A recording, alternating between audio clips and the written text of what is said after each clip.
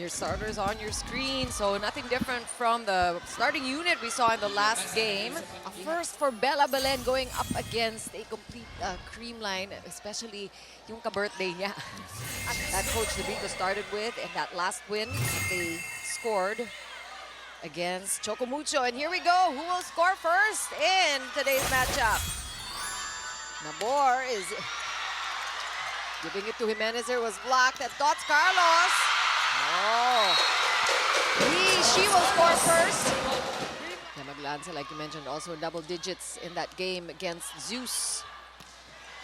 That one's inside, so early activation of the middle here, which is something that Capital One really needs to do. Also going to help them when you activate the middles, you will give more space to Bella Belen. Being able to support her numbers, which she has been consistent after 4 outings, almost 25 points per game. So that just means she can score a single set ng buo para sa team niya. So the other players always have to.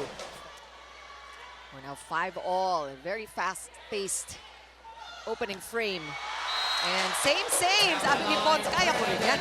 And she is also the 8th best receiver, so an all-around player, Bella Belen.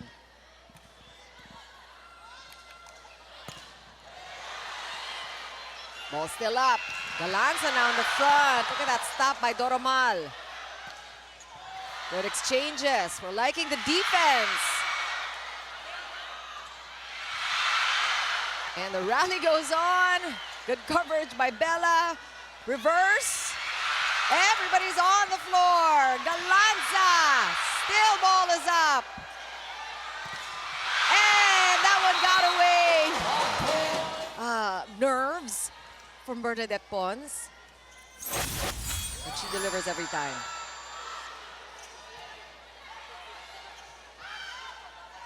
Here comes Creamline. Oh, almost. And Gia gets a chance to score again, and she tried it one more time. Good defense coming from Capital One. This time to Galanza.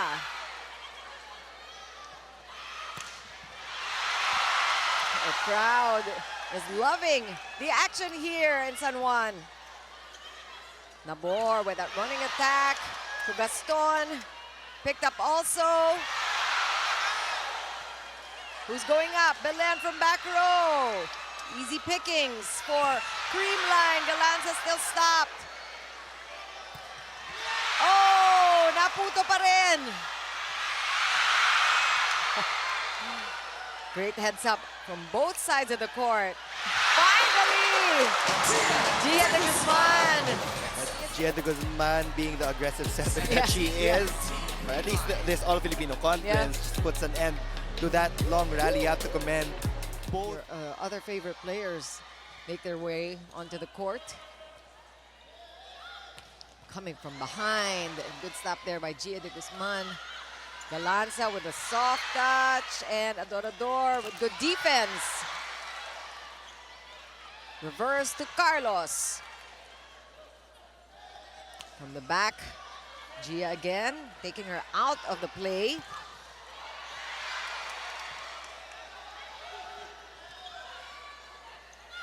Where will Gia go? That was a quick one. Quick works for de Guzman. Right now, pagdating sa first attack, matagal sila in certain rotations, kaya magbabala. Kanino pupunta si Gia de Guzman? Well, she certainly has a lot of options, and she is able to exercise those options. And the blocking has been good, but the defense better for Capital One, keeping the ball alive. Gemma Galanza again, good rebound. Back row attack Cruz, just getting it over. Dots Carlos with the answer, and she will get it off the hands. This is the biggest lead so far for the Cool Smashers at 7. It's tough first ball there. Nagawa ng paraan. Cruz will hit it. Good stop there by Gemma. Smart play, Dots Carlos, so controlled. This is a tall front line. Leila Cruz and Ezra Madrigal can take care of the net defense for the Solar Spikers, and it's up to Bella Belen to score those points. Well, that's one. She goes deep, looking for zone 6 there.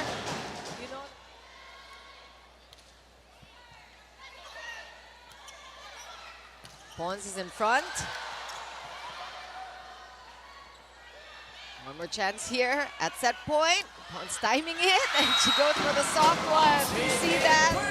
Just timing the ball and opting for the right play. And it became easier and easier for Creamline. At first, medyo dinitikitan sila ng Tapia will be replacing Shaya Odorador. That outside hitter possession.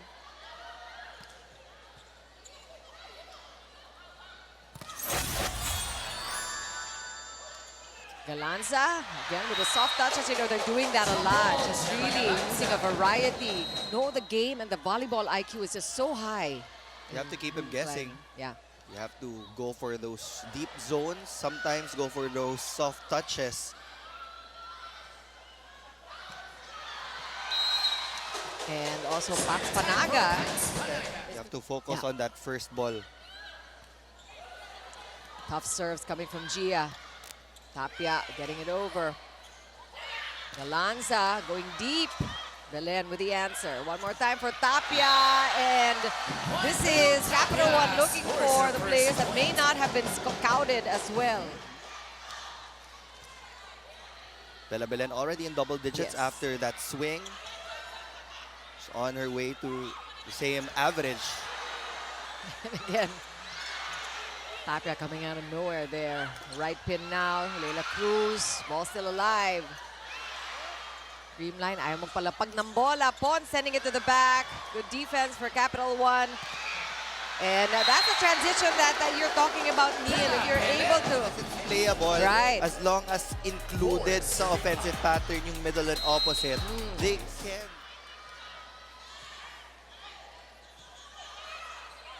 Once again, going cross court. Inside set, the lines judge ang tulis nun.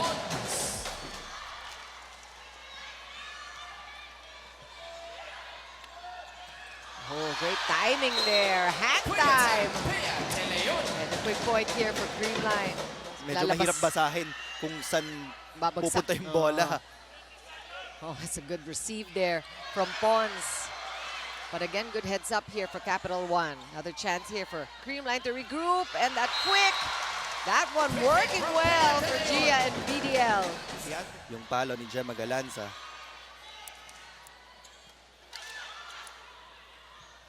Tapia again, coming strong. Galanza with a cover.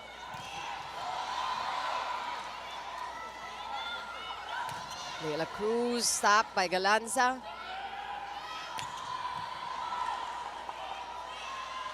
Back row attack. What a pickup there by Nierva. Ooh. It's a lot of scrambling from the Capital One side.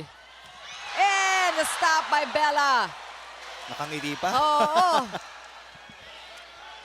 And here we go, these rallies again. When will it end? Now, said Bernadette Pons, just using the hands of her blocker. Bernadette Pons. That was a highlight there, yeah. From Bella Belen. Like she just knows that she's in the right position every time when they're defending. Big serve. Revilla took care of that one. Tapia bring the ball up. And Diego's also on the court now. Creamline scrambling. Lori Bernardo with a swing. Tolenada with a stop. Back row attack. Bella Belen, point number 16. From the front to the back row, she's been targeting zone number 1. Wala pa rin masyadong adjustments in the back row.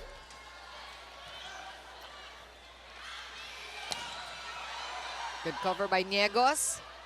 Tapia, that one into the net, a little too far. Then two attackers in the back in Cruz and Belen. Tapia will get at the setup. Perfect pass there from Pons and Galanza. That's been quiet. Change the tides for the Cool Smashers. Shaya Adorador is now back for Capital One. Out of system play for the Solar Spikers. Good coverage by Revilla. Here comes Gemma once again. Challenging Bella Belen in the back, and we are tied at 23. Offense of Capital One by targeting Bella Belen. And they're able to get the ball. This time it's outside. So this is what Capital One has been waiting for, a chance. This is a must-win third set for Capital One. Good blocking.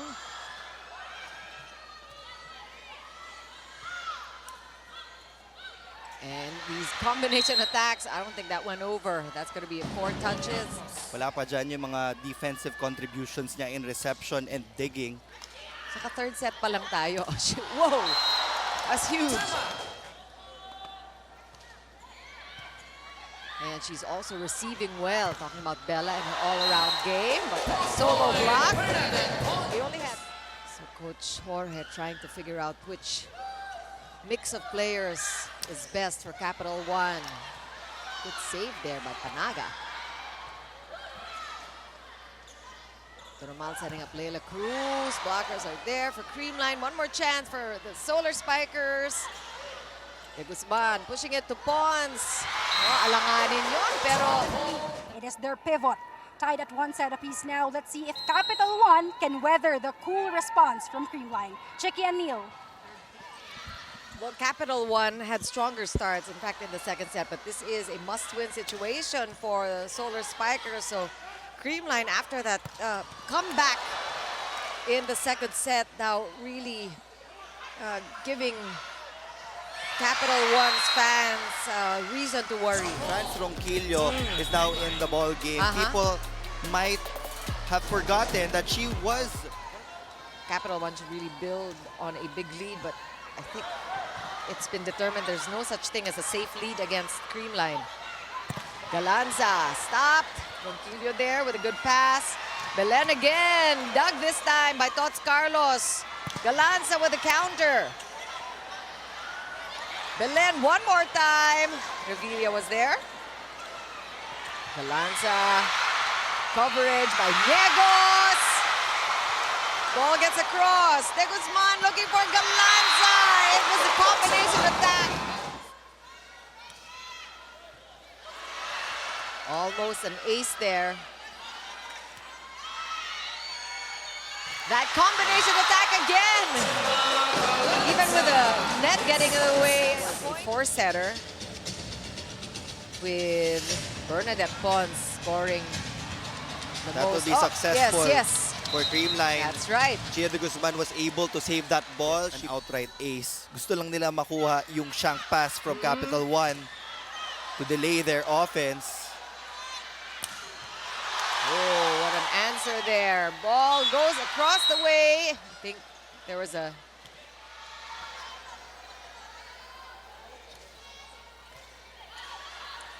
Here comes Bella one more time, but Pons, they're able to stop Bella Belen in these last sequences and convert these stops to points. And that has been working really for Creamline. Chiki Puno with Neil Flores and Kyla Castillo. Creamline wants to end in 3. It was a catch-up job in the second set that got them in this position. But Capital One showing a lot of good defense, a lot of fight. Deficit for Capital One, but they're certainly not out of it yet.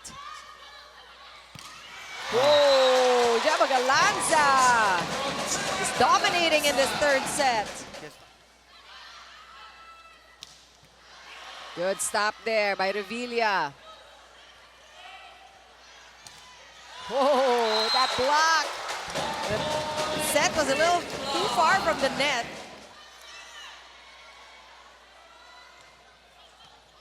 Good first ball by Galanza. Almost, but not a save there by Viorpina. You know, Bella Belen already is delivering as expected with her 24 points, but it's going to take a lot more for the Solar Spikers to go against Creamline. Chedi Munag also on the court. Will she get that set? Reverse to Ronquillo. Blockers are there for Creamline. Niegos from the right pin. And Panaga just keeps sending the ball right back. Oh, a lucky one. Ronquillo manages to score off of that one. A free ball from Ronquillo. But they'll take it. Yeah. A point is a point. Panaga has been really working hard at the front, doing her job. And that's a hit out. Buhay pa rin ang Solar Spikers. They have 4 points they need to make up. This is still match point for Creamline. Oh, good stop. Back row attack, Niegos. Broken play. Carlos, still unstoppable, and she will win it for Creamline. She won the first set and the third, and it is a sweep for the Cool Smashers.